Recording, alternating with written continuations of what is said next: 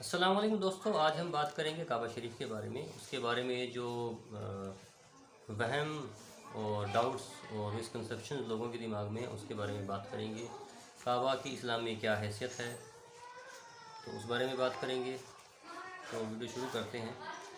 देखिए, जो भी आदमी किसी भी मज़हब का है, जब वो जिसकी वो इबादत करना चाहता है या पूजा करना चाहता है, तो एक नेचुरल सी बात है कि वो उसकी तरफ रुख करता है या मुंह करता है, उसकी तरफ उसको फेस करता है। तो बहुत सारे लोग जो मूर्तियों की पूजा करते हैं वो उनकी तरफ मुंह करते हैं, तब वो जो है अपनी पूजा या इबादत करते हैं। तो बेसिक कॉन्सेप्ट यही है कि जिसकी आप इबादत करते हो उसकी तरफ आपका रुख होना चाहिए। तो अब जाहिर बात है, अगर कोई मुस्लिम अल्लाह की इबादत करना चाहता है तो उसका रुख अल्लाह की तरफ होना चाहिए। लेकिन क्या ये फिज़िकली और प्रैक्टिकली पॉसिबल है?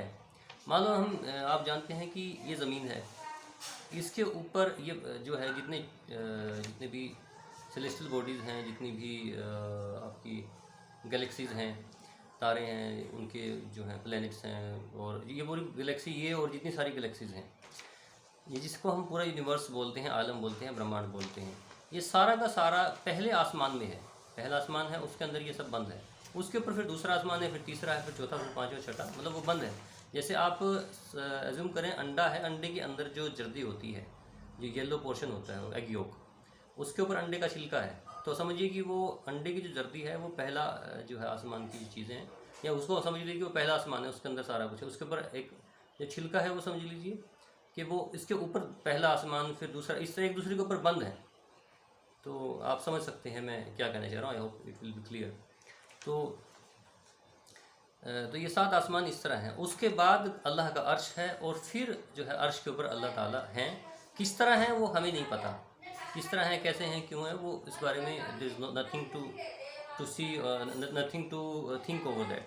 उस बारे में हम कुछ बोल नहीं सकते। एनीवेज, मान लेते हैं थोड़ी देर के लिए, अगर हम ये मान के चलें कि कोई एक डायरेक्शन है जिस तरफ जो है हम कहें कि इस तरफ अल्लाह है, तो हमें इस तरफ मुँह करना होगा। तो अब देखिए, ये ज़मीन है, ये अर्थ है। इसमें अगर हम एज्यूम करें कोई आदमी यहाँ है, अब एक चीज़ ये भी समझिए कि जो ज़मीन है वो इस तरह 66.1 66 पर, 66.5 डिग्री पर जो है वो टिल्ट है, और वो आपकी ऐसे घूमती है। ठीक है जी। तो इसमें आप कोई भी लोकेशन ले लीजिए जहाँ अगर कोई खड़ा है और वो इबादत अगर कर रहा है, तो वो जैसे ही ज़मीन घूमेगी तो उसकी लोकेशन बदल जाएगी।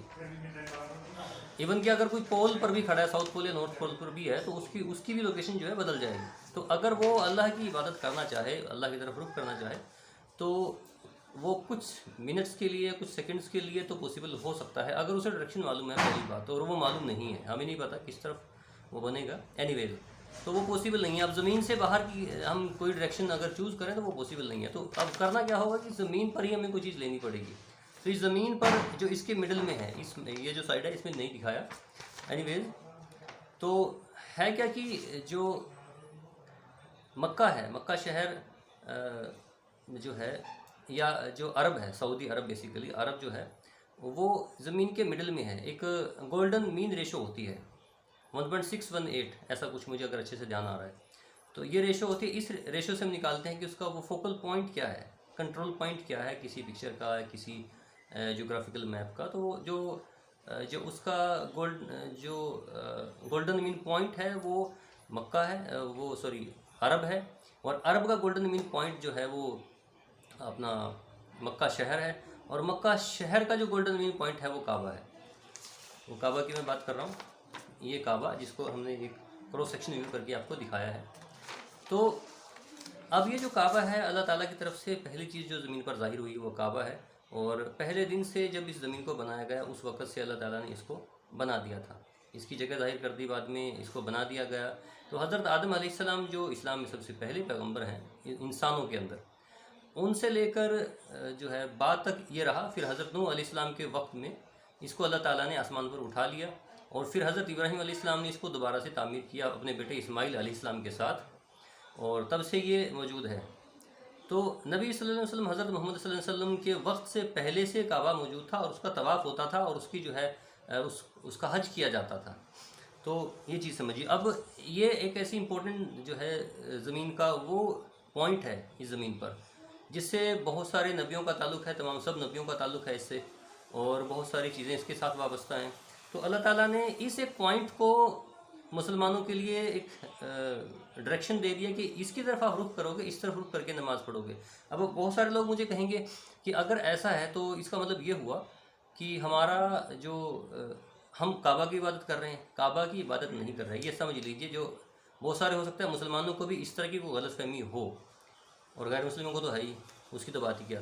तो काबा की इबादत मुसलमान नहीं करते, काबा की इबादत मुसलमान नहीं करते, इबादत अल्लाह की करते हैं। उसको अल्लाह का घर का दर्जा दिया हुआ है, उसकी तरफ सिर्फ रुख किया जाता है। अब आपको रुख क्यों करते हैं? जिसकी तरफ रुख करता है उसकी इबादत करता है, ऐसा नहीं है। जब आदमी नमाज़ पढ़ता है, कोई भी इबादत करता है, कोई भी गैर मुस्लिम लगा लीजिए, उनके यहाँ क्या है, अगर वो जिस मूर्ति की वो पूजा कर रहे हैं, अगर उस मूर्ति को हटा दिया जाए तो वो उस तरफ मुँह फेर लेंगे। लेकिन हमारा क्या है कि हमारे सामने, उनके सामने होनी चाहिए, दिखनी चाहिए, लेकिन हमें काबा नज़र नहीं आता। एज ए मुस्लिम किसी को भी काबा सिर्फ जो वहाँ नमाज़ पढ़ रहे हैं उनको नज़र आ रहा है, बाकी तो किसी को नज़र आता ही नहीं। तो वो चीज़ एक पॉइंट ये है।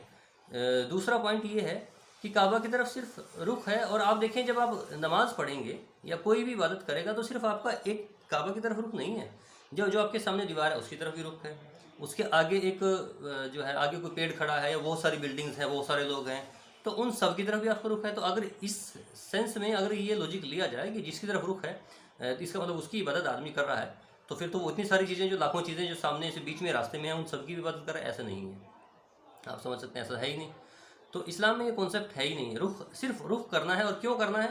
क्योंकि अगर उनको यूनिफाई ना किया जाए, एक रुख पर जमा नहीं किया जाएगा, तो लोग, कोई इधर पढ़ रहा है नमाज, कोई उधर पढ़ रहा है, तो वो एक बेतरतीबी और जो है एक डिसऑर्डर जो है फैल जाएगा नमाज के अंदर। जब हालांकि जमात का हुक्म है, जमात के साथ नमाज़ पढ़ी जाती है, सब लोग इकट्ठे होकर नमाज़ पढ़ते हैं, तो वो इकट्ठे होकर कैसे नमाज़ पढ़ पाएंगे जब उनका रुख जो है वो एक तरफ नहीं है, कोई किसी तरफ झांक रहा है, कोई किसी तरफ झांक रहा है। एक आप छोटी सी बात देख लीजिए, जब कोई आदमी बोल रहा है और कुछ लोग सुन रहे हैं, तो ऐसा तो नहीं है ना कि कुछ लोगों का मुंह उधर कर दें, कुछ का उधर कर दें, कुछ आगे देख रहे हैं, तो जिस तरफ वो बोल रहा है उसकी तरफ मुँह होगा, तभी तवज्जो होगी।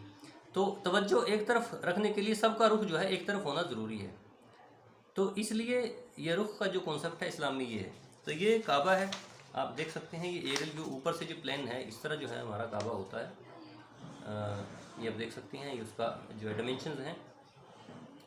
और अब कुछ लोगों को एक कॉन्सेप्ट, इसमें थोड़ी सी गलतफहमी ये भी है कि काबा के अंदर कुछ रखा गया है, मैं नाम नहीं लूँगा।